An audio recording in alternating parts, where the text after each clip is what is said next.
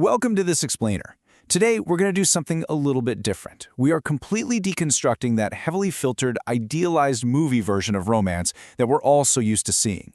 Instead, we're diving into the deeply grounded and honestly refreshing journey of Ethan and Claire from Sara Winters' novel, My New Neighbor.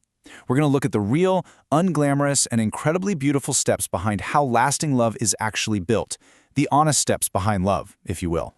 Okay, so let's subvert our expectations right out of the gate. Think about your classic movie, Meet Cute. It's usually, a dropped stack of books in a sunlit library, or locking eyes across a crowded room.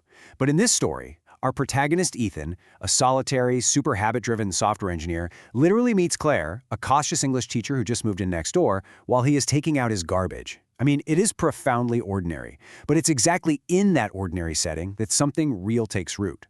And that brings us to this incredible quote from Claire. "Staying is the whole thing. Everything else is just decoration." Wow, that perfectly captures the core thesis of our explainer today. A lasting connection just isn't built on grand gestures, flashy dates, or perfectly scripted dialogue. It's built entirely on the unglamorous daily choice to simply remain present. So let's break down exactly how Ethan and Claire actually get to this realization, step by step. All right, let's jump right into step 1, the foundation of honesty, stripping away the performance. What makes their dynamic so wildly compelling right from the start is that it's anchored entirely in unpretentious truth. There is zero performance here. We are constantly sold this toxic fairy tale that we need immediate fireworks to know it's real. But reality is Ethan and Claire bumping into each other with trash bags. It's dropped bills. It's awkward apologies. It's Claire wrestling with opinionated ficus trees, and Ethan flat out admitting that his building super knows his coffee order better than his own friends do. It's wonderfully messy and perfectly honest. And because they start without pretending, they actually fast-track their connection. One evening, Claire gets caught in a sudden downpour. Ethan rushes down with a towel, and they end up just hanging out in his kitchen drinking mint tea. Claire, feeling unusually safe, asks him why she feels like she's known him for years when they've only just met. Ethan's answer is dangerously good. He says, maybe because some people don't need a long time to become familiar. A meeting just has to be honest, right? Honesty, not time, is the ultimate shortcut to intimacy. Which brings us to step 2, choosing patience over pressure, the slow burn of earning trust. Now, honesty is great, for sure, but it can also be absolutely terrifying when you are carrying baggage from the past. Have you ever shrunk yourself for a relationship? Claire did in her past, and she is terrified of becoming someone else's idea of a person again. So when things start getting real with Ethan, her instinct is to pull back. She avoids him, she waters her plants at totally different times. Now, Ethan could have pushed. He could have demanded answers. Instead, he just promises not to rush her, telling her that whatever is meant to happen will happen in its own time. He absolutely refuses to push her, and you can see how this plays out. This slow burn proves that love built with patience is immeasurably more lasting. It starts with just a few weeks of casual balcony banter about watering basil. Then it evolves over months into comfortable silences while skipping stones at a lake. And it takes over a full year to reach a lakeside proposal under the stars. And during this patient waiting period, they aren't just sitting around. They actively discover a completely different kind of intimacy by picking up on these tiny, unremarkable truths about one another. He learns that she ruins the endings of novels for herself on purpose, just to avoid anxiety. She learns he apologizes by fixing things, like a leaky faucet, instead of actually using words. She learns he still calls his late grandmother's disconnected number, just to hear the tone. I mean, this is the quiet work of truly knowing someone. Moving on to step 3, the crucible of crisis. Love measured in the dark. Because look, love isn't just quirky habits and balcony conversations. The real test arrives when life abruptly goes wrong. When Ethan's father suffers a sudden stroke, everything changes. Real love isn't measured by some romantic weekend trip to the coast. It's measured right here, in a hospital waiting room smelling of antiseptic and old coffee at 11 p.m. Claire unhesitatingly rearranges her entire life.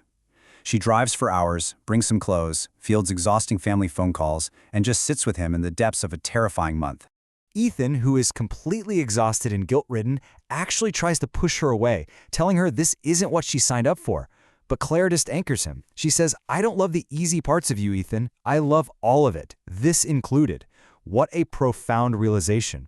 Mature love doesn't just tolerate the worst days, it actively embraces them. She isn't there for the decoration, she is there for the whole thing.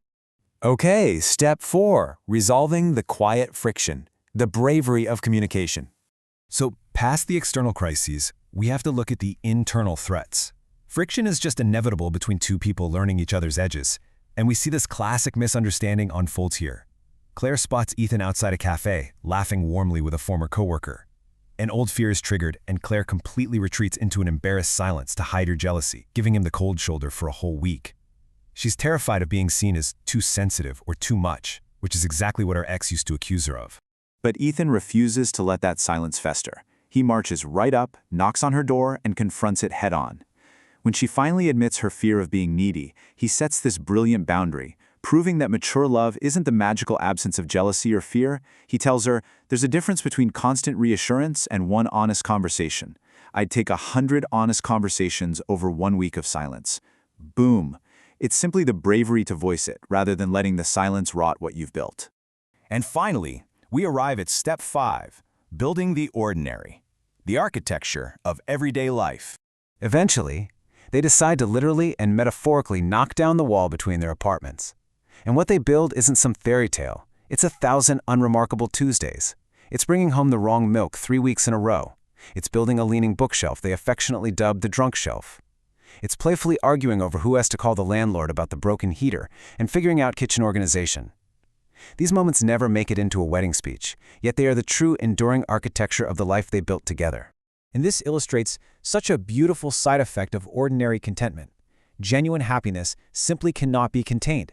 It touches everyone around you.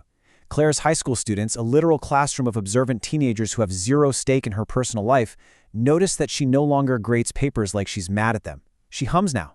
The love Ethan and Claire built in quiet has actually rippled outward into the world.